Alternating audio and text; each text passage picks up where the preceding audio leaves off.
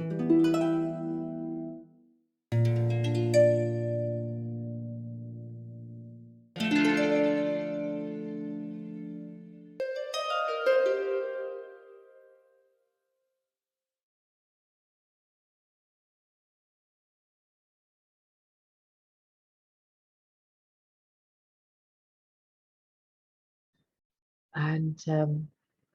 do you like to pick it up from there with the form and the conformity?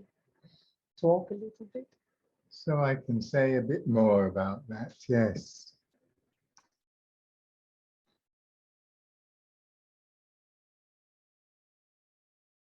So probably you all know, but I'll start from the beginning, that the second step, which is also age 7 or 8 to 14, is when we actually have to learn to conform with society. Up until then, we've basically been busy just figuring out how you survive on this planet, how you, and be, moving from that baby space where the ego is everything, it's all one, to a defined kind of ego that I know that I am Tim or I am Sam, whoever I am being this time around. And then, oh my God, I get sent to school. People want me to behave in a certain way. My parents start expecting that I will behave much more according to their ideas of things than they did when I was tiny. Of course, it's a transition. It doesn't all happen when you turn 7. But those 7 years are learning how to be a part of society. And the one who mostly takes on that, the job of making sure you do that, is mum. Dad perhaps, tells you how to hold your cricket bat or kick your football or do what the sports master tells you to do. But mum is the one who really makes sure that you understand what this is, this conformity thing, and she's doing it through the liver.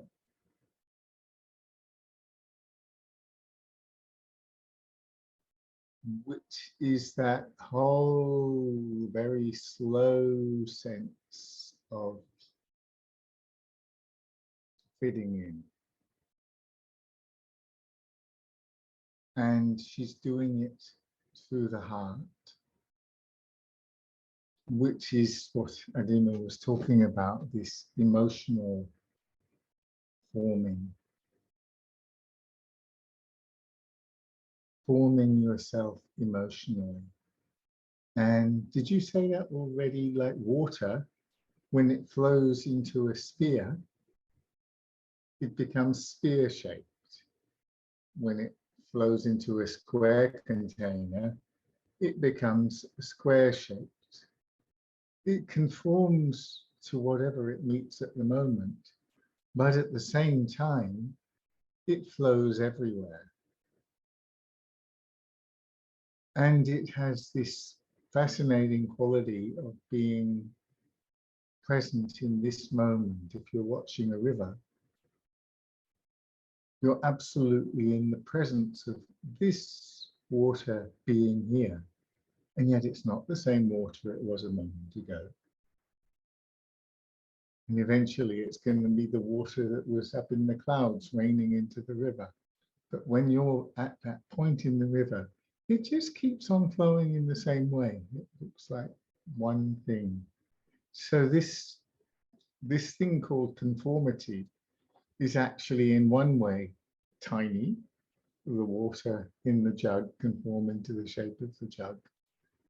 And in another way, it's enormous. It's a whole world full of oceans and rivers and ponds and clouds, all doing what they're supposed to do. When the water is being the cloud, it doesn't suddenly flop in one big drop onto the earth. It has to slowly transform itself into raindrops and start coming down. And on the whole, when it's busy being the ocean, it more or less sits in the ocean. Even if from our point of view, a great tsunami comes across, actually that's a minute little part of the ocean that momentarily jumped out. So it's all busy conforming. And the colon. Is the colon part of this? I haven't got the colon is next time. It's just today. I'm irritating you with my jacket. That's why I'm going colon. Liver and heart, and what's the third Pons. one? The pons. Yes. Why on earth would the pons have to do with conformity? WP. Well, it's because it's where we remember things. It's holding, and that's another aspect of conformity. It's like we hold everything together, or everything is held together, I suppose. It's not really us doing it, in the memory box. It's sitting there, and, oh, you said that before, that's how we recognize. We recognize things because we've known them already. And that's a part of conforming. It's like you conform to what you already know.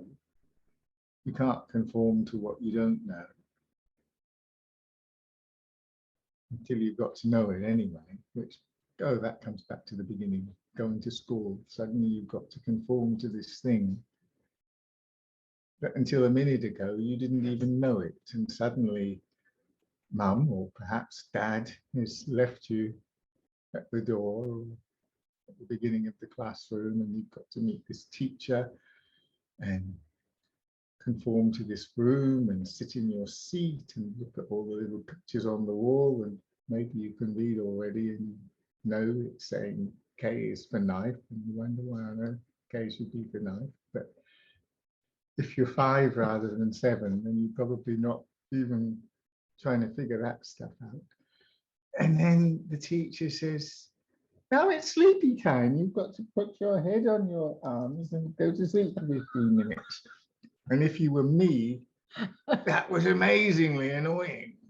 The last thing I wanted to do was conform to putting my head on a bloody desk and go to sleep for 15 minutes. But if you didn't, she got annoyed. And then you went out into the playground and somebody wanted to play cigarette cards. This is all, you know, it's like the point being, you don't know what cigarette cards is or why you should be playing it, but everybody's got these funny little scraps of cardboard and they're flicking them at other funny little scraps of cardboard to knock them down. So you have to figure that out. And then you find out that the girls are on one side of the playground and the boys on the other, and you mustn't go across it. Or if you're Adima, you find out the Catholics are on one side of the playground and the Protestants are on the other side, and there's even a big fence so you can't get at each other. Unlike us, the boys could fall over by mistake and interrupt the skipping.